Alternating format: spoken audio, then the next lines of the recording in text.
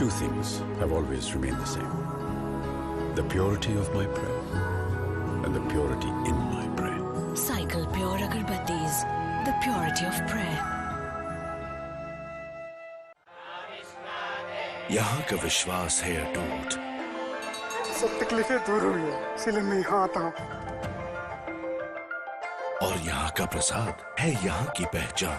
वेंकटेश्वर स्वामी का लड्डू प्रसाद दुनिया भर में फेमस है। Lord Brahma has codified the special procedures to be performed during the Brahmotsav. देखिए इस ऐतिहासिक मंदिर के कुछ नए पहलू नेशनल जियोग्राफिक के साथ। Inside Tirumala Tirupati. Tune in now on National Geographic.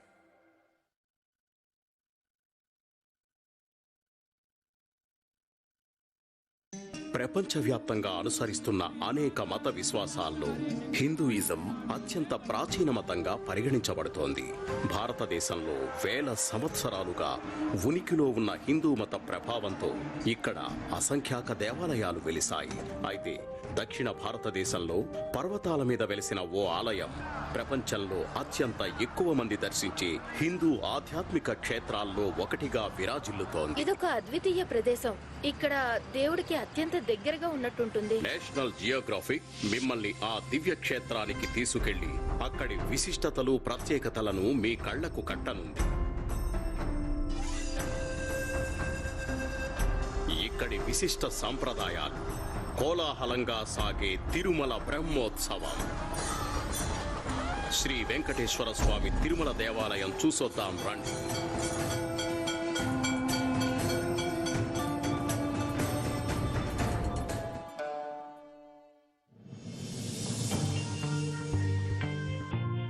మన ఆంధ్రప్రదేశ్ రాష్ట్రంలోని తిరుపతి నగరం ఆధునిక భారతదేశంలోని మిగిలిన నగరాల కంటే ఎక్కువ ప్రాచుర్యం కలిగి ఉంది. శతాబ్దాల చరిత్ర కలిగిన ఆధ్యాత్మిక స్వర్గానికి ముఖద్వారంగా ఉండడమే ఇందుకు కారణం. శేషాచలం పర్వత శ్రేణుల్లో భాగమైన 7 కొండలపైకి ప్రయాణం ఈ నగరం నుండే మొదలవుతుంది. 8,000 చదరపు కిలోమీటర్లలో విస్తరించిన ఈ పర్వత శ్రేణులు 50 కోట్ల సంవత్సరాల కంటే పురాతనమైనవి. ఈ పర్వతాల మీదుగా సాగే ప్రయాణం ఆలయ నగరం తిరుమలకి చేరుతుంది. ప్రపంచవ్యాప్తంగా ఉన్న 100 కోట్లకు పైగా హిందువులకి ఇది ఎంతో ప్రాముఖ్యత కలిగిన పట్టణం.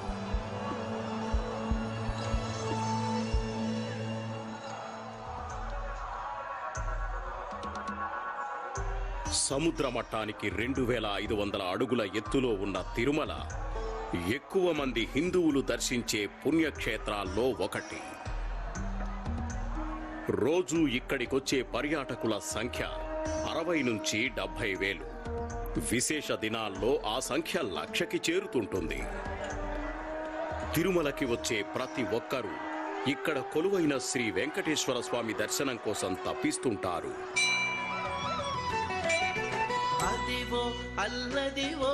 15వ శతాబ్దానికి చెందిన పద కవితా పితామహుడు అన్నమాచార్య తన 32,000 సంకీర్తనలతో తిరుమల శ్రీ వెంకటేశ్వరుడి ఖ్యాతిని దశ దిశలా వ్యాపింపజేశాడు. అయితే శ్రీ వెంకటేశ్వర స్వామి విశిష్టత అత్యంత ప్రాచీనమైనది. పురాణాలుగా పిలిచే ప్రాచీన హిందూ గ్రంథాలని తిరగేస్తే అందులో త్రిమూర్తుల గురించిన ప్రస్తావన మనకు కనిపిస్తుంది. సృష్టిపాలకుడైన శ్రీ మహావిష్ణువుతో పాటు సృష్టికర్త బ్రహ్మ, లయకారుడైన శివుడిని త్రిమూర్తులని అంటారు. శ్రీ మహావిష్ణువుకి తిరుమల క్షేత్రానికి ఒక ప్రత్యేకమైన బంధం ఉంది. తిరుమల ఆలయ ప్రధాన అర్చకుల్లో ఒకరు హిందూయిజం ప్రకారం ఇక్కడి దేవుడి ప్రాశస్త్యాన్ని వివరించారు. విష్ణువు అంటే ఒక పేరు కాదు, విష్ణువు అంటే ఒక మహాశక్తి స్వరూపం. ఆ మహాశక్తి ఈ చరాచర సృష్టితో పాటు అంతకు మించి విస్తరించింది. త్రిమూర్తులంటే ఒక మహాశక్తి యొక్క 3 రూపాలు. జగత్తు యొక్క సృష్టి, పాలన, ఇంకా లయకారకత్వానికి ఆసక్తే కారణం. పురాణాల ప్రకారం విష్ణువు ఈ భూమి మీద అనేకసార్లు అవతరించాడు. మానవ మృగరూపాల్లో ఈ భూమిని పాలించాడు. తిరుమల మహత్యం గురించి అనేకానేక రూపాల్లో కథలున్నప్పటికీ వాటన్నింటి మూలం ఒక్కటే. కలియుగ ప్రారంభంలో శ్రీ వెంకటేశ్వరుడిగా అవతరించిన విష్ణువు భక్తుల కోర్కెలు తీర్చే దేవదేవుడిగా తిరుమల క్షేత్రంలో కొలువయ్యాడు. తిరుమలలోని ఈ పవిత్ర ఆలయంలో కొలువైన ఆ వెంకటేశుని దర్శనం కోసం రోజు వేలాది మంది భక్తులు ఇక్కడికి వస్తుంటారు. ద్రవిడ నిర్మాణ శైలితో నిర్మితమైన తిరుమల ఆలయం 7వ శతాబ్దానికి ముందు నాటి వాస్తు రీతులతో కనిపిస్తుంది. ఈ నిర్మాణ శైలిలో విశిష్ట స్థానం కలిగిన గోపురాలు, స్తంభాలతో నిర్మితమైన మండపాలు ఇక్కడ చాలా కనిపిస్తాయి. గోపురాలు, స్తంభాలతో నిర్మించిన గోడల మీద కనిపించే శాసనాలు, హస్త కళాఖండాలు ఒకప్పటి వివిధ రాజవంశాల చరిత్రలని వివరిస్తాయి. తిరుమల 9వ శతాబ్దం నాటి పల్లవుల పాలనని, 11వ శతాబ్దం నాటి తంజావూరు చోళుల పాలనని చవిచూసింది. అటుపై 14, 15వ శతాబ్దాలలో ఈ ఆలయ పట్టణం విజయనగర సామ్రాజ్యంలో భాగమైంది. 1800 నుంచి 20వ శతాబ్దం తొలి పావు భాగం వరకు బ్రిటిష్ సామ్రాజ్యం ఇక్కడ పన్నులు వసూలు చేసింది. చివరకు 1933లో ఒక ప్రత్యేక చట్టం ద్వారా తిరుమల దేవాలయ పాలన, దేవాలయ సంబంధిత కార్యకలాపాల కోసం తిరుమల తిరుపతి దేవస్థానాల పేరుతో స్వయం ప్రతిపత్తి గల వ్యవస్థని ఏర్పాటు చేశారు. దాన్ని టీటీడీ అంటారు. అప్పటి నుంచి ఇక్కడ టీటీడీ పాలనే సాగుతోంది. తిరుమలకు వచ్చే భక్తులకు ఈ వ్యవస్థే సకల సౌకర్యాలు కల్పిస్తుంది. ఇక్కడికొచ్చే ప్రతి భక్తుని లక్ష్యం దాదాపు ఒక్కటి: తిరుమలలో కొలువైన శ్రీ వెంకటేశ్వర స్వామిని కళ్ళారా దర్శించుకోవడం. నేను చాలా కాలంగా స్వామివారిని దర్శించుకుంటున్నాను. నా కోరికలన్నీ కూడా ఒక్కొక్కటిగా తీరిపోతూ వస్తున్నాయి. ఎన్ని కష్టాలున్నా జీవితం విలువైంది. నా కష్టాలన్నీ దూరం అయిపోయాయి. అది ఆ స్వామివారి దర్శనంతో. అయితే ఈ స్వామి దర్శన భాగ్యం అంత సులభం కాదు.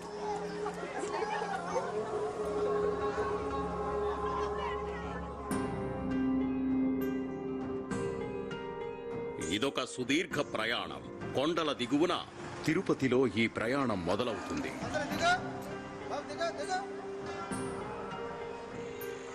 తిరుమల చేరడానికి 2 పద్ధతులున్నాయి. శేషాచలం కొండల్లో నిర్మించిన ఘాట్ రోడ్ మీదుగా వాహనాల్లో వెళ్తే గంటలోపే కొండ ఎక్కేయవచ్చు. అయితే చాలా మంది 16వ శతాబ్దానికి చెందిన ఒక రాజు అనుసరించిన నడక మార్గాన్ని ఎంచుకుంటారు. ఇంతకు ముందు వచ్చినప్పుడు ఏవో మా చిన్న చిన్న కోరికలు చెప్పుకున్నాం, అవి నెరవేరినాయి. అందుకే కాలిబాటున పైకి వెళ్తున్నాం. అనుకున్నవి తీరుతాయని నమ్మకం. తిరుమలకి 2 నడక మార్గాలున్నాయి. అందులో ఒకటి శ్రీవారి మెట్టు మార్గం. తక్కువ దూరమే, కానీ 2 కిలోమీటర్ల మేర బాగా వాలుగా ఉండే మెట్లు ఎక్కాలి. ఇదొక మహత్తర అనుభవం అని చెప్పొచ్చు. మా కులదైవమైన శ్రీ వెంకటేశుని దర్శనానికి ఏడాదికోసారి వస్తుంటాం. ఈ ఆహ్లాదకర అనుభవం ఏడాదంతా ఉంటుంది మాతో. మరొక నడక మార్గం అలిపిరి మెట్టు. 9 కిలోమీటర్ల ఈ మార్గం తక్కువ వాలుతో ఉండటం వల్ల ఎక్కువ మంది దీన్నే ఎంచుకుంటారు.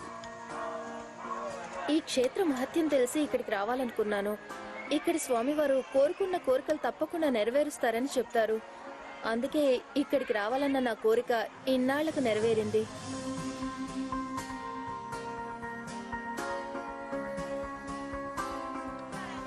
ఈ మార్గంలో భక్తుల విశ్వాసాలు ఎన్నో రూపాల్లో కనిపిస్తాయి. ప్రతి మెట్టుకి పసుపు కుంకుమ పెడుతూ పైకి చేరడం అందులో ఒకటి. మేము చాలా కష్టపడ్డామండి, ఆర్థికంగా అన్నిటికీ. అప్పుడు మొక్కుకున్నాను నేను, స్వామి మా కష్టాలన్నీ తీరిస్తే నేను మెట్టు మెట్టుకి పసుపు కుంకుమ పెడతాను అని. ఆ తర్వాత మా కష్టాలన్నీ తీరిపోయాయి. అందుకే పసుపు కుంకుమ పెడుతూ పోతున్నాను.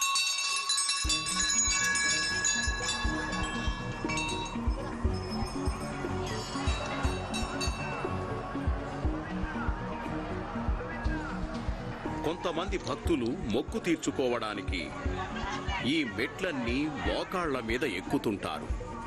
మరికొందరు మెట్లు ఎక్కడాన్ని ఆస్వాదిస్తుంటారు. మొదట్లో ఈ పర్వతం చిన్నదే అనుకున్నాను, కానీ ఎక్కడ మొదలు పెట్టాకే ఇది ఎంతెత్తో తెలిసింది. నిజంగానే ఒంట్లో ఉన్న మన శక్తి మొత్తం బయటకు వస్తుంది. అలిపిరి మార్గంలో గాలి గోపురం ఒక ముఖ్యమైన మజిలీ. కాసేపు సేద తీరడానికే కాకుండా దర్శన నమోదుకి ఇదే కేంద్రం. నేడు ఇక్కడ కంప్యూటరీకరించిన వ్యవస్థ ద్వారా నడక మార్గంలో వచ్చిన భక్తులకి దర్శన టిక్కెట్లు మంజూరు చేస్తుంటారు. దశాబ్దాల తరబడి తిరుమల తిరుపతి దేవస్థానం కల్పిస్తున్న ఆధునిక వసతుల్లో ఈ ప్రక్రియ కూడా ఒకటి. ఇందులో మన బయోమెట్రిక్స్ ఉంటుంది, మన ఫోటో కూడా ఉంటుంది. దీన్ని ట్రాన్స్ఫర్ చేయడం వీలు కాదు. మెట్ల మార్గంలో వచ్చే భక్తులు అవసరమైన సౌకర్యాలు అందుకోవడానికి ఈ కార్డు మనకి ఉపయోగపడుతుంది. నడక మార్గంలో వచ్చిన వాహనాల్లో వచ్చిన భక్తులందరూ శ్రీ వెంకటేశ్వర స్వామి ఆలయం కొలువైన తిరుమల పట్టణంలోకి ప్రవేశిస్తారు. ఇక్కడి నుంచి కొందరు భక్తులు ముందుగా కళ్యాణకట్టకు వెళ్తుంటారు. తిరుమలకు వచ్చే చాలా మంది భక్తులు దర్శనానికి ముందు కళ్యాణకట్టలో తలనీలాలు సమర్పిస్తుంటారు.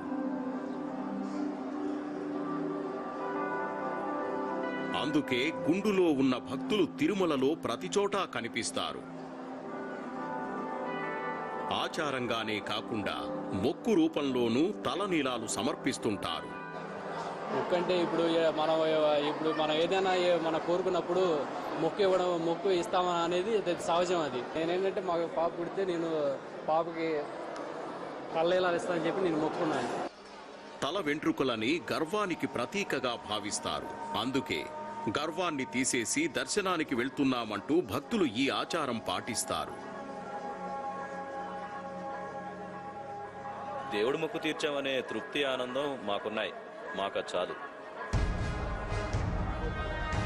తలనీలాలు ఇచ్చినవారు లేదా ఇవ్వని వారంటూ తేడా లేకుండా భక్తులందరూ దర్శనం కోసం క్యూ లైన్లలోకి ప్రవేశిస్తారు. క్యూ లైన్లలోకి ప్రవేశించిన భక్తులు గంటల తరబడి దర్శనం కోసం నిరీక్షించాల్సి ఉంటుంది. నడక మార్గంలో వచ్చిన భక్తులకి సైతం ఈ నిరీక్షణ తప్పదు. అందుకే క్యూ లైన్లలోని భక్తుల కోసం చాలా విశ్రాంతి ప్రదేశాలు నిర్మించారు. వైకుంఠం క్యూ కాంప్లెక్స్ అందులో ఒకటి. చక్కని ఆలోచన ఇది. రోజు దాదాపు 50,000 మంది భక్తులు వచ్చే తిరుమలలో ఒక్కోసారి దర్శనం కోసం 10 గంటలకి పైగా నిరీక్షించాల్సి ఉంటుంది. ఏటా భక్తుల సంఖ్య పెరుగుతూనే ఉండడంతో ఇన్ఫర్మేషన్ టెక్నాలజీ ద్వారా, ఆన్లైన్ ద్వారా ముందే దర్శన సమయాన్ని బుక్ చేసుకునే సులభమైన అవకాశాన్ని టీటీడీ అధికారులు ముందుకు తెచ్చారు. ఆన్లైన్ సౌకర్యంతో వచ్చిన, క్యూ లైన్ ద్వారా వచ్చిన తిరుమలకి ప్రతి భక్తుడి చివరి గమ్యం శ్రీ వెంకటేశ్వర స్వామి ఆలయ ప్రవేశం.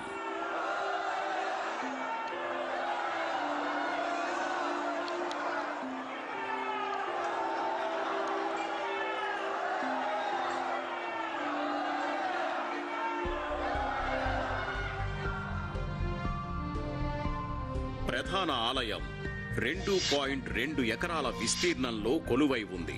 415 అడుగుల ఎత్తు, 263 అడుగుల వెడల్పుతో ఉండే నిర్మాణమిది. భక్తులందరూ మహాద్వారంగా పిలిచే 50 అడుగుల ఎత్తైన గాలిగోపురం నుంచి ఆలయ ప్రాకారంలోకి అడుగు పెడతారు. ఆలయ ప్రాకారంలో గర్భాలయానికి ముందుగా ధ్వజస్తంభం ఉంటుంది. అక్కడి నుంచి ఎడమవైపు వెళ్తే రంగనాయక మండపం వస్తుంది. ధ్వజస్తంభానికి కుడివైపున అద్దాల మహల్ ఉంటుంది. అసంఖ్యాక ప్రతిబింబాలను ఏర్పరిచే అద్దాల గది అది. గర్భగుడి మార్గంలో ముందుగా వెండి వాకిలి ఉంటుంది. ఈ గడప మొత్తం వెండి రేకులతో తాపడం చేసి ఉంటుంది. అటుపై బంగారు వాకిలి వస్తుంది. బంగారు వాకిలి దాటి ముందుకు వెళ్లే భాగ్యం చాలా మంది భక్తులకి లభించదు. ఇక్కడి నుంచి గర్భాలయం వరకు వరుసగా గడపలుంటాయి. ముందుకెళ్లే కొద్దీ ఒక్కో గడప వెడల్పు తగ్గుతుంది. జీవాత్మ పరమాత్మలో కలిసేందుకు ప్రయాణించే మార్గానికి ఇది సంకేతమని చాలామంది విశ్వసిస్తారు. అందుకే కావచ్చు ప్రధాన దైవం కొలువైన ప్రదేశాన్ని సంస్కృతంలో గర్భగృహం అని అంటారు. అంటే తల్లి గర్భం లాంటి ప్రదేశమని అర్థం. ప్రధాన దైవం అన్ని రకాల ప్రకృతి శక్తుల ప్రభావం నుంచి దూరంగా ఉండాలి.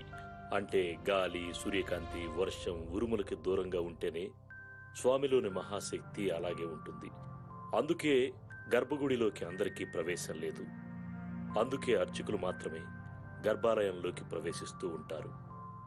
భక్తులందరూ ఆ ద్వారానికి బయటే ఉండి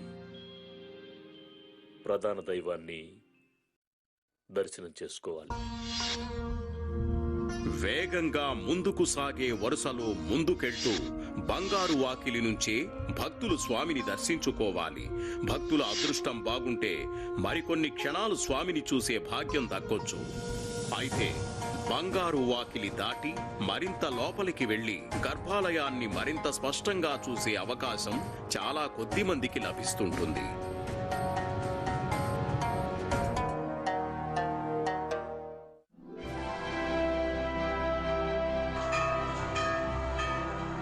గంటల కొద్దీ క్యూ లైన్లలో నిరీక్షించిన తర్వాత భక్తులు శ్రీ వెంకటేశ్వర స్వామి దేవాలయంలోని ప్రవేశ మార్గం వద్దకి చేరుకుంటారు.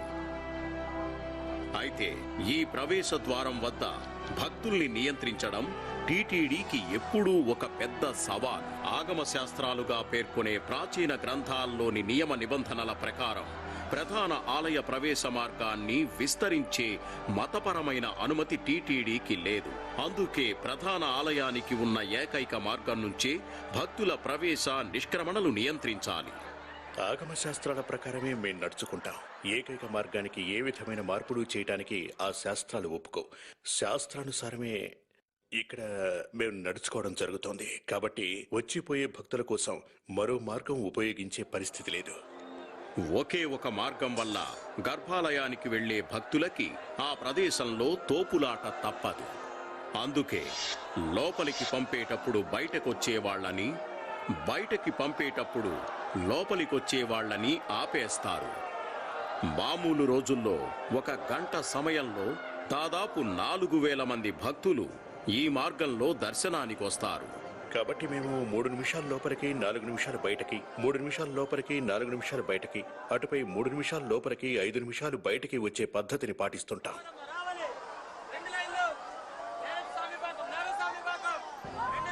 ఇలా ఎల్లప్పుడూ క్యూ లైన్లు వేగంగా కదులుతూనే ఉంటాయి. కాబట్టి భక్తులు గర్భగుడిలోని స్వామివారిని కొద్ది క్షణాలు చూడగలిగితే అదృష్టవంతులే. మా దర్శనం పూర్తయిందే. ఆ క్షణం మనసుకు కలిగిన ప్రశాంతత ఇంకా మాలోనే ఉంది. నిజమే. గంటల తరబడి క్యూ లైన్లలో వేచి ఉన్న తర్వాత దేవుణ్ణి కొన్ని క్షణాలు చూసినప్పటికీ మనసంతా ప్రశాంతతతో నిండిపోయింది. కేవలం మేము కొన్ని క్షణాలలో బయటకు వచ్చేసి ఇక్కడ నిలబడిపోయాం అంతే. ఆయన్ని చూసినప్పుడు మనం అన్నీ మర్చిపోతాం. అలా చూస్తూ ఉండిపోతాం అంతే. కనీసం ఏదైనా మొక్కోవాలన్న ఆలోచన కూడా రాదు. అందుకే ఆయన అలా చూస్తూ ఉండిపోయాం. నాకదే చాలు. ఆ కొద్ది క్షణాలు చాలా మంది భక్తులకు సరిపోతాయో లేదో తెలియదు. కానీ ఈ గర్భగుడిలోని అనేక అద్భుతాలు చూడాలంటే మాత్రం చాలా సమయం కావాలి. అయితే కెమెరా కంటితో వాటిని చూసేందుకు శాస్త్రం ఒప్పుకోదు. కాబట్టి ఈ నమూనా ఆలయం ద్వారా ఆ అద్భుతాలు చూద్దాం. శ్రీవారి గర్భగుడిని అచ్చు తీసినట్టుగా ఉండే ఆలయమిది. టీటీడీ ఆధ్వర్యంలోని ఎస్వీబీసీగా పిలిచే శ్రీ వెంకటేశ్వర భక్తి ఛానల్ ద్వారా శ్రీవారికి జరిగే సంప్రదాయ సేవలను ప్రసారం చేయడం కోసం 2008లో ఈ ఆలయాన్ని నిర్మించారు. వెంకటేశ్వర వైభవాన్ని కళ్ళారా చూడాలన్నది భక్తుల కోరిక. అయితే గర్భాలయంలోకి కెమెరా ప్రవేశం లేదు. అందుకే గర్భగుడిలో ఎలా ఉంటుందో అచ్చంగా అదే విధంగా ఉండేలా తిరుపతిలో ఒక తిరుమల ఆలయాన్ని నిర్మించాం. తిరుమల ఆలయంలో జరిగే అన్ని రకాల సేవలను ఇక్కడ యాజ్ టీజ్ గా, అంటే తూచా తప్పకుండా చేస్తూ వాటిని షూట్ చేసి ప్రసారం చేస్తుంటాం. ఈ నమూనా ఆలయం ప్రతి ఒక్క విషయంలోనూ అసలు దేవాలయానికి నకలుగా ఉంటుంది. ప్రత్యేకించి ఇక్కడి గర్భగుడి అద్భుతంగా తిరుమలని తలపిస్తుంది. నల్ల రాతితో చేసిన ఈ గర్భాలయంలోని మూల విరాట్ శ్రీ వెంకటేశ్వర స్వామి నిలువెత్తు విగ్రహం 8 అడుగుల ఎత్తుతో ఉంటుంది. తిరుమల శ్రీవారిని శ్రీ వెంకటేశ్వర స్వామి పేరుతో పాటు తిరుమల బాలాజీ, గోవింద, శ్రీనివాస అంటూ భక్తులు పలు పేర్లతో పిలుస్తుంటారు. శ్రీవారి విగ్రహాన్ని ఏ శిల్పి రూపొందించాడు లేదా ఎవరు ప్రతిష్ఠించారో చెప్పే ఆధారమేదీ లేదు. నిజానికి స్వామివారు ఇక్కడ స్వయంభువై వెలిసాడని ప్రతీతి. శ్రీ వెంకటేశ్వర స్వామి పేరుతో రూపొందించే చిత్రాలన్నీ ఇంచుమించు ఇదే రూపంతోనే కనిపిస్తుంటాయి. కానీ స్వామివారికి చాలా రూపాలున్నాయి. ప్రధాన విగ్రహం చుట్టూ ఆ రూపాలన్నీ కొలువై ఉంటాయి. ఈ ప్రతి విగ్రహం ప్రత్యేకమైన అస్తిత్వం కలిగి ఉండడంతో పాటు వివిధ సందర్భాల్లో ప్రత్యేక పూజలు అందుకుంటాయి. వెండితో చేసిన ఈ భోగ శ్రీనివాసుడే రోజువారీ సేవల్లో ఎక్కువ వాటిని అందుకుంటాడు. ఈ కొలువు శ్రీనివాసుడు ప్రధాన మూర్తికి ప్రతిబింబంగా ఆలయ వ్యవహారాలు పర్యవేక్షిస్తాడు. ఈ ఉగ్ర శ్రీనివాసుడు ప్రధాన దైవం కోపాగ్నికి ప్రతిబింబం. అలాగే ఇక్కడ అమ్మవార్లు భూదేవి, శ్రీదేవి సమేతుడైన స్వామివారిని మలయప్ప స్వామిగా పిలుస్తారు. ప్రతిరోజు వివిధ రకాల సేవల కోసం ఈ విగ్రహాన్ని గర్భాలయం నుంచి వెలుపలికి తీస్తారు. భక్తులు కనుల పండువగా భావించే వార్షిక బ్రహ్మోత్సవాల్లో ఈ విగ్రహాన్నే ఊరేగిస్తుంటారు. గర్భాలయం లోపలైన వెలుపలైన స్వామివారి విగ్రహాలకి విలువైన రాళ్లు పొదిగిన ఆభరణాలతో అలంకరిస్తారు. అలాగే ఖరీదైన సంప్రదాయ వస్త్రాలు కడతారు. భక్తుడు ఈ సృష్టిలోని అద్వితీయమైన వాటిని దేవుడికి సమర్పిస్తూ ఉంటాడు. అత్యుత్తమ పట్టు, అత్యుత్తమ ఆభరణాలు, అలాగే అత్యుత్తమమైనటువంటి పుష్పాలు, ఇంకా అత్యుత్తమ సువాసనలు వంటివి. ఆలయ సాంప్రదాయాల్లో అత్యంత ఖరీదైన వస్త్రాభరణాలే కాదు, భారతదేశంలో మాత్రమే లభించే అత్యంత విశిష్టమైన ప్రకృతి వనరులని కూడా ఉపయోగిస్తుంటారు. తిరుమల చుట్టూ ఉన్న అటవీ ప్రాంతం శేషాచలం బయోస్పియర్ రిజర్వులో భాగంగా ఉంటోంది. ఈ అడవుల్లోనే అత్యంత విలువైన చందన వృక్షాలు పెరుగుతాయి. ఈ వృక్షంలోని సువాసన కలపకి డిమాండ్ ఎక్కువ. చందన వృక్షాలనేవి తిరుమలతో పాటు భారతదేశంలోని దక్షిణాది రాష్ట్రాల్లో సమృద్ధిగా పెరుగుతాయి. అయితే ప్రస్తుతం విపరీతమైన దోపిడీ, అక్రమంగా కొట్టేయడం, అశాస్త్రీయ నిర్వహణ, ఈ జాతి వృక్షాల పట్ల నిర్లక్ష్యం లాంటి కారణాలతో ఈ వృక్షాల సంఖ్య ఇప్పుడు అత్యంత తక్కువ స్థాయికి తగ్గిపోయిందనే చెప్పొచ్చు. తిరుమల ఆలయంలో జరిగే రోజువారీ సేవల్లో చందనాన్ని విరివిగా ఉపయోగిస్తారు. టీటీడీ చేపట్టిన అటవీకరణతో ఈ వృక్షాల మనుగడ మరికొన్ని శతాబ్దాలు కొనసాగనుంది. టీటీడీ ఆధ్వర్యంలో మొదట 10 హెక్టార్లలో పూర్తి శాస్త్రీయ నిర్వహణ పద్ధతులతో శాండిల్వుడ్ ప్లాంటేషన్ మొదలైంది. ఈ ఏడాది దాన్ని మరో 100 హెక్టార్లకు విస్తరిస్తున్నాం. కాబట్టి ఈ 100 హెక్టార్లలోని చందన వృక్షాలు ఖచ్చితంగా మరో 300 ఏళ్లు ఆలయ సేవలకు ఉపయోగంగా ఉంటాయి. ప్రధాన ఆలయం లోపల రోజువారీ సేవల కోసం కేవలం అత్యంత నాణ్యమైన దినుసులు ఉపయోగించడమే కాదు, స్వామివారి సేవల కోసం 200 మంది అర్చకులున్నారు. ప్రావీణ్యానికి అనేక ఏళ్లు పట్టే అత్యంత ప్రాచీనమైన కొన్ని హిందూ గ్రంథాలని వీళ్లు అభ్యసించారు.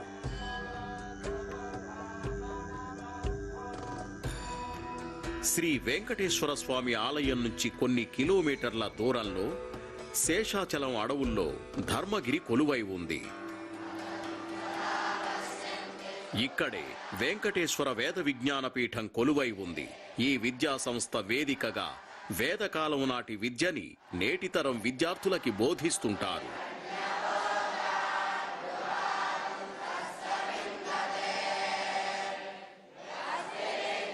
ఈ వెంకటేశ్వర వేద విజ్ఞాన పీఠం 134 సంవత్సరాల క్రితం స్థాపించబడింది.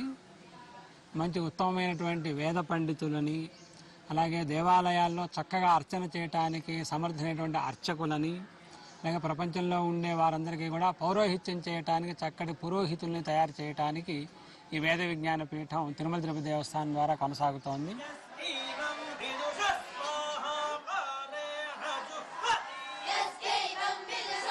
ప్రాచీన సాంప్రదాయాల్లోనే ఇక్కడ బోధన సాగుతుంటుంది.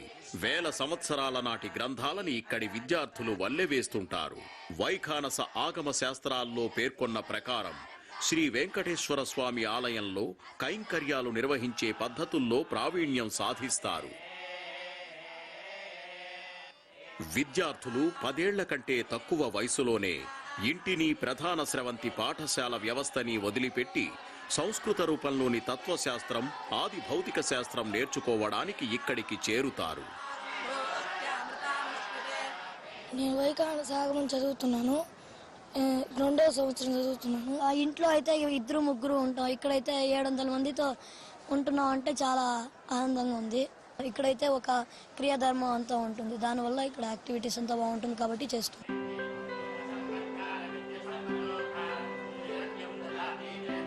గ్రాడ్యుయేషన్ తర్వాత ఈ విద్యార్థులు తిరుమల తిరుపతి ఆలయంలో విధులు నిర్వహించే 200 మంది అర్చకుల బృందంలో చేరుతుంటారు. ఆలయంలో సేవలు నిర్వహించడం, దాని పవిత్రతను కాపాడడం అర్చకుల పని మాత్రమే కాదు. తిరుమలలో మరో బృందం కూడా కీలకంగా వ్యవహరిస్తుంటుంది. వీళ్లనే జీయర్లు అంటారు. ప్రధాన ఆలయం తాళాలు అధికారికంగా వీళ్ల దగ్గరే ఉంటాయి. ఉదయం తలుపులు తెరవడం, రాత్రి తాళాలు వేయడం వీళ్లే చేస్తారు. ఏకాంత సేవ అయిన తర్వాత బీగాలు వేసుకొని ఇక్కడ తెస్తారు. మళ్ళీ సుప్రభాతానికి గొల్ల వాళ్ళకి వచ్చి పిలుచుకొని పోతారు. కైంకర్య బరువులను పిలుచుకొని వచ్చిన తర్వాత ఇక్కడి నుంచి జీయంగారం పిలుచుకొని పోయి సుప్రభాతం చేస్తారు. సుప్రభాతం నుంచి ఏకాంత సేవ వరకు ప్రతి కైంకర్యం మఠం ద్వారా జరుగుతుంది. అన్ని కైంకర్యాలు. ఈ జీయర్లని శ్రీరామానుజుల వారసులుగా చెబుతారు. 11వ శతాబ్దానికి చెందిన ఈ ప్రముఖ ఆధ్యాత్మికవేత్త, సంస్కర్త రూపొందించిన ఆచారాలు, పద్ధతుల్లో చాలా వాటిని తిరుమల ఆలయంలో నేటికీ పాటిస్తున్నారు. తిరుమల ఆలయంలో అత్యంత ప్రఖ్యాతి చెందిన సాంప్రదాయాల్లో ప్రసాదం కూడా ఒకటి. ప్రధాన ఆలయం నుంచి వెలుపలికి వచ్చాక భక్తులకి దీన్ని అందజేస్తారు. నిజానికి తిరుపతి లడ్డూ పేరుతో ఇక్కడ అందించే ప్రసాదం భారతీయ మిఠాయిల్లోకెల్లా విశిష్టమైనది. తరాల నాటి ఈ విశిష్టతకి మరింత వన్నె తెచ్చేలా ఇటీవల ఈ ప్రసాదానికి పేటెంట్ దక్కింది. అంటే GI అనే భౌగోళిక సూచీ హోదా లభించింది. దీని ప్రకారం తిరుపతి లడ్డూ తయారీ, నాణ్యత ఈ ఆలయానికి మాత్రమే చెందిన ఒక విశిష్టత.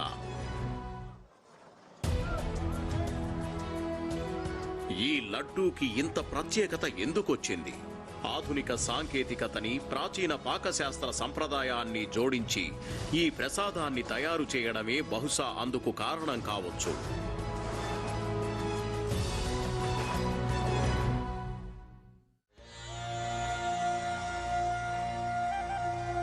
సాధారణ రోజుల్లో సైతం 60 నుంచి 80 వేల మంది భక్తులు తిరుమలకు వస్తుంటారు. తిరుమల శ్రీ వెంకటేశ్వర స్వామిని దర్శించుకోవడమే వాళ్ళందరి ప్రధాన కోరిక.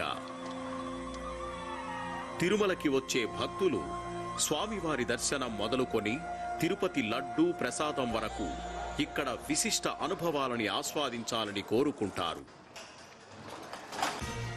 అందుకే లడ్డూ ప్రసాదం కోసం 60 కౌంటర్లతో ఏర్పాటైన మరో పెద్ద క్యూలో నిలబడడానికి ఏమాత్రం సందేహించరు. తిరుమల ఆలయ చరిత్రలో ఈ లడ్డూకి సైతం విశిష్ట స్థానం ఉంది.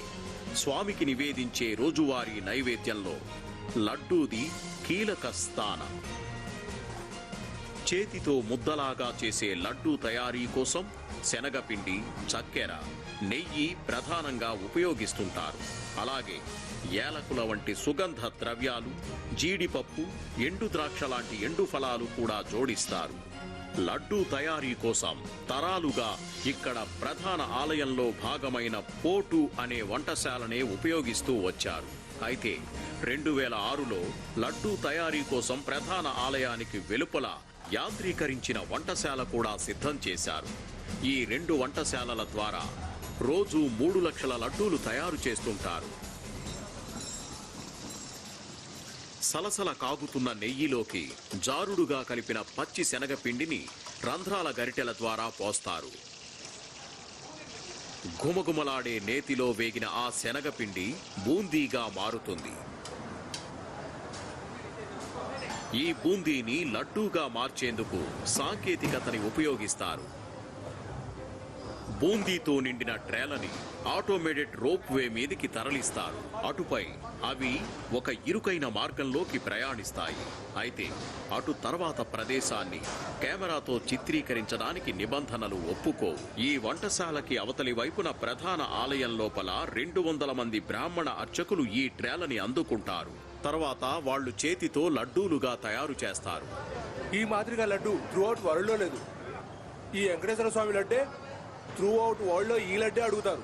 ఇక్కడికి ఎంతమంది యాత్రికులు వచ్చినా ఇంకా లడ్లు అడుగుతూనే ఉంటారు. మతపరమైన సాంప్రదాయాలు పాటిస్తూ ఆలయ అర్చకులు తయారు చేసిన ఈ లడ్డూలు నాణ్యతా పరీక్షల కోసం అటుపై టీటీడీ ఆధ్వర్యంలోని ప్రయోగశాలకి చేరుతాయి. లడ్డు నాణ్యతని మేము ఇక్కడ పరీక్షిస్తాం. ఉదాహరణకు ఈ రోజు ఈ పెద్ద లడ్డూని శాంపిల్ గా ఎంచుకున్నాం. దీన్ని ముక్కలు చేసి అందులో డ్రై ఫ్రూట్స్ స్థాయి, చక్కెర స్థాయి లాంటివి లెక్కిస్తాం మేము. సాధారణంగా ఈ లడ్డూలు 7 నుండి 10 రోజులు ఖచ్చితంగా తాజాగా ఉంటాయి. ప్రసాదాల తయారీకి ఉపయోగించే ప్రతి దినుసుని ఈ ప్రయోగశాలలో క్షుణ్ణంగా పరీక్షిస్తారు. టీటీడీ వంటశాలల్లో లడ్డూలతో పాటు చాలా రకాల ప్రసాదాలను భారీ స్థాయిలో సిద్ధం చేస్తుంటారు. మాతృశ్రీ తరిగొండ వేంగమాంబ నిత్య అన్నప్రసాదం కాంప్లెక్స్ కి వెళ్దాం రండి. రోజు దాదాపు 15 గంటలు పనిచేసే ఇక్కడి వంటశాలలో ప్రతిరోజు దాదాపు 65 నుంచి 75 వేల భోజనాలు సిద్ధం చేస్తుంటారు. లడ్డూ ప్రసాదంలాగే తిరుమలలో స్వామి పేరున అన్నప్రసాదము అందిస్తారు. పూర్తిగా దక్షిణ భారత శైలిలో తయారు చేసే ఈ సంపూర్ణ శాఖాహార వంటకాల్లో ప్రధానంగా కొబ్బరి ఉపయోగిస్తుంటారు. ఈ కొబ్బరికాయలన్నీ స్వామికి భక్తితో సమర్పించిన కానుకలు.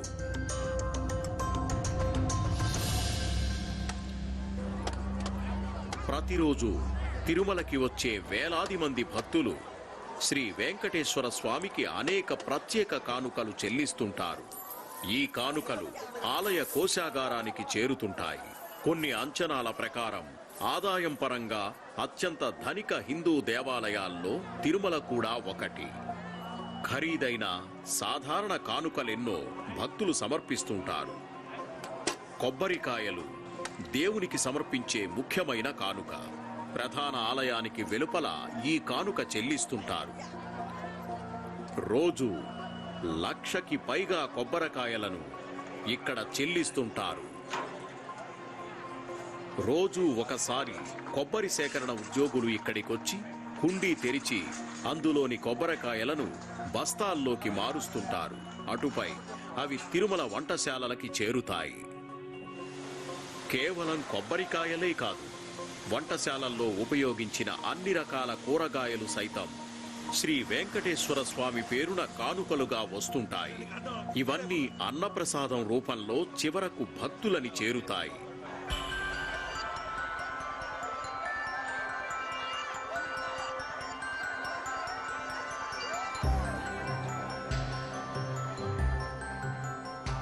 ప్రసాదాలు పూర్తిగా సాత్వికమైనవి, అంటే అదనపు మసాలాలేవి ఉండవు. వంటకాలు దేవుడికి సమర్పించిన మీదట వాటిని ప్రసాదం అని అంటారు. దర్శనం పూర్తి చేసుకున్న భక్తులకి ప్రసాదం అందజేస్తారు. దర్శనం తర్వాత ఇచ్చేటటువంటి ప్రసాదాన్ని దేవుని దీవెనగా భావిస్తారు. అన్నప్రసాదం కోసం ఎవరైనా రావచ్చు, ఎలాంటి నియంత్రణలు ఉండవు. స్వామివారి ప్రసాదం కోసం ఎవరైనా ఇక్కడికి రావచ్చు. ఇక్కడ 4 హాల్స్ ఉన్నాయి. ఒక్కోటి 1000 మందికి సరిపోతుంది. కింద 2 హాల్స్, పైన 2 హాల్స్ ఉన్నాయి. దాంతో భక్తులకు ఎలాంటి ఇబ్బంది కలగదు. అన్ని బాగున్నాయండి, చాలా బాగున్నాయి.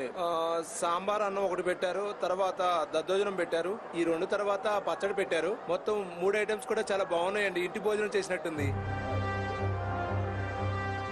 వచ్చిన వారు కూర్చోవడం, భోంచేయడం, శుభ్రం చేయడం అనే ప్రక్రియ ఇక్కడ నిరంతరం సాగుతూనే ఉంటుంది.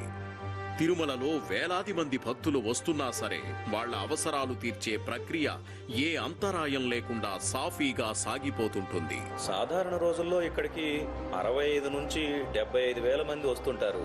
అలాగే బ్రహ్మోత్సవం లేదా ఇతర ప్రత్యేక పర్వదినాల్లో మరింత ఎక్కువగా, అంటే దాదాపు 1,25,000 నుండి 1,50,000 వరకు భక్తులు వస్తుంటారు. త్వరలో జరగబోయే బ్రహ్మోత్సవం కోసం తిరుమలలో ఇప్పటికే అన్ని పనులు జోరందుకున్నాయి. కేవలం వంటశాలల్లోనే కాదు, వార్షిక బ్రహ్మోత్సవాలకి సిద్ధమయ్యే క్రమంలో అన్ని విభాగాల్లోనూ పనులు జోరందుకోవడం మొదలైంది. రోజు 1,00,000 మందికి పైగా వచ్చే భక్తుల అవసరాలు తీర్చేందుకు రాష్ట్ర అధికారులతో కలిసి పనిచేసేందుకు టీటీడీ సిద్ధమైంది. బ్రహ్మోత్సవాల్లో మనం సాధారణం కంటే మెరుగ్గా పనిచేయాలి. ఏ దశలోనూ సమన్వయ సమస్యలు తలెత్తకుండా జాగ్రత్త వహించాలి. అత్యంత ఘనంగా జరిగిన బ్రహ్మోత్సవాల్లో ఇది కూడా ఓ మంచి బ్రహ్మోత్సవంగా నిలవాలి. గరుడ సేవకి మరింత గొప్పగా పనిచేయాలి. బ్రహ్మోత్సవ సమయం దగ్గర పడుతోంది. తిరుమల పట్టణంలో కోలాహలం, సప్తవర్ణాల శోభ రోజురోజుకి పెరుగుతోంది. ప్రపంచంలో అత్యధిక హిందూ పర్యాటకులు దర్శించే ఒకానొక ప్రదేశంగా తిరుమల ముస్తాబవుతోంది.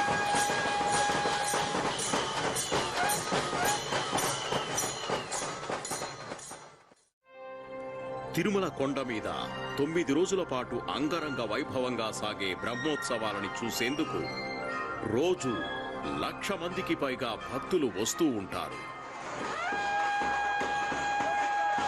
శ్రీ వెంకటేశ్వర స్వామి తిరుమల చేరిన పురాణగాథని గుర్తు చేస్తూ ప్రతి సంవత్సరం ఇక్కడ బ్రహ్మోత్సవాలు నిర్వహిస్తుంటారు. బ్రహ్మోత్సవం అనేది ఇక్కడ ప్రధాన సంబరం. ఆలయంలో 9 రోజుల పాటు నిర్వహిస్తారు. ఖచ్చితంగా ఇది మన యొక్క బంధువులు, స్నేహితులు, ఇరుగు పొరుగు వారితో కలిసి వేడుక చేసుకునే సమయం. బ్రహ్మోత్సవాల సమయంలో ప్రధాన దేవాలయంతో పాటు వెలుపలి మాడ వీధుల్లోనూ వేడుకలు చేస్తుంటారు. రోజు ఉదయం సాయంత్రం స్వామివారి ఉత్సవమూర్తి శ్రీ మలయప్ప స్వామి గర్భాలయం నుంచి తిరువీధుల్లోకి వస్తుంటారు. బ్రహ్మోత్సవాల 9 రోజులు శ్రీ మలయప్ప స్వామి ఒక్కో రోజు ఒక్కో వాహనం చొప్పున 12కి పైగా వాహనాల్లో మాడవీధుల్లో ఊరేగుతాడు.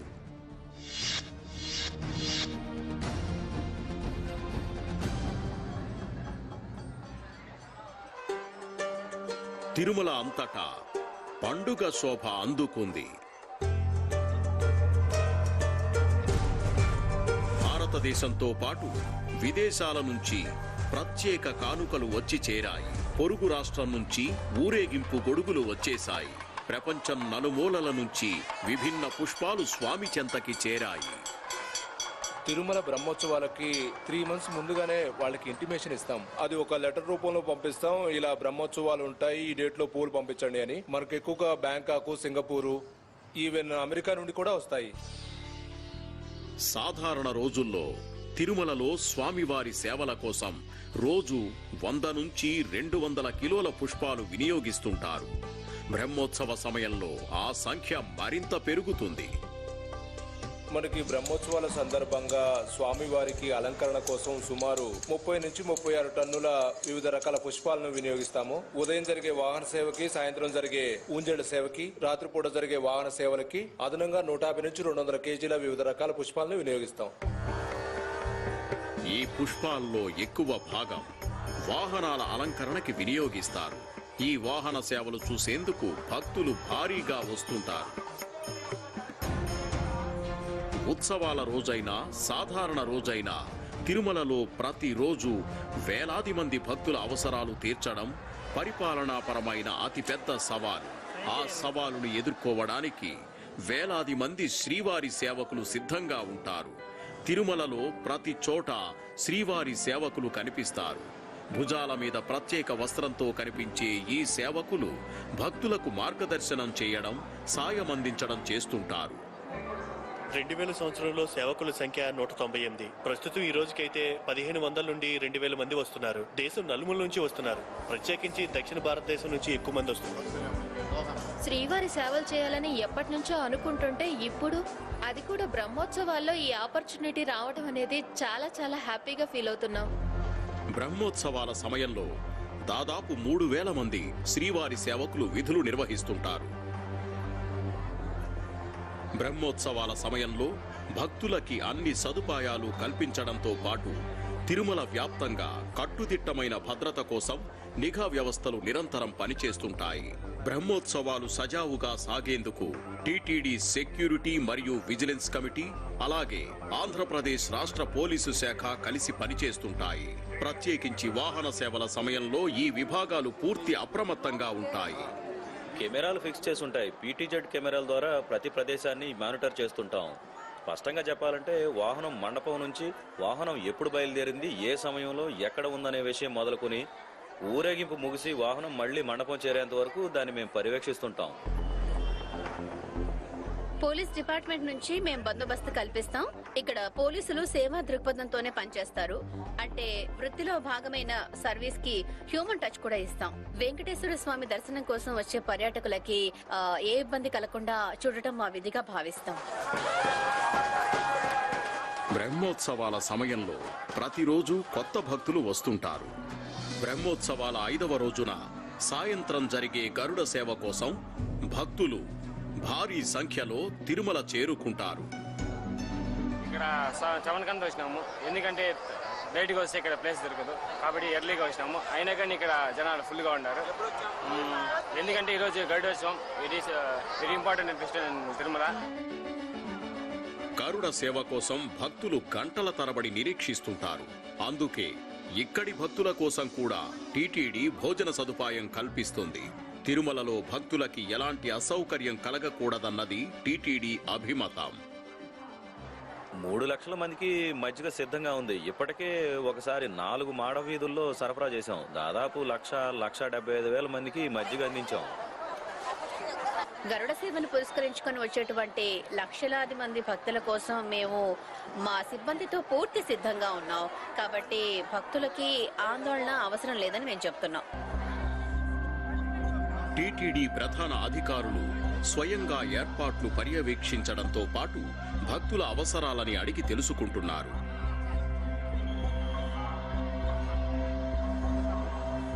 ముందుగా నిర్ణయించిన ప్రకారమే అన్ని పనులు జరుగుతున్నాయి. అయినప్పటికీ మేము పూర్తిగా అప్రమత్తంగా ఉన్నాం.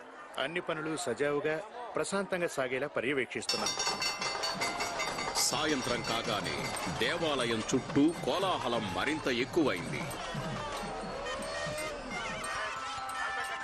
శ్రీ వెంకటేశ్వర భక్తి ఛానల్ కంట్రోల్ రూంలో బ్రహ్మోత్సవాల ప్రత్యక్ష ప్రసార బాధ్యతల్లో సిబ్బంది తలమునకలుగా ఉన్నారు.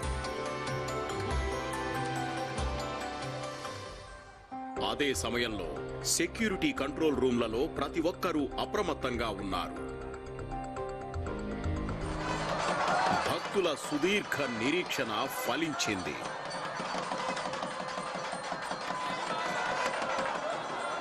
ప్రధాన ఆలయంలోని మూల విరాట్టుకి ప్రతిరూపమైన శ్రీ మలయప్ప స్వామి కన్నుల పండువగా అలంకరించిన గరుడ వాహనం మీద భక్తులకి దర్శనమిచ్చాడు.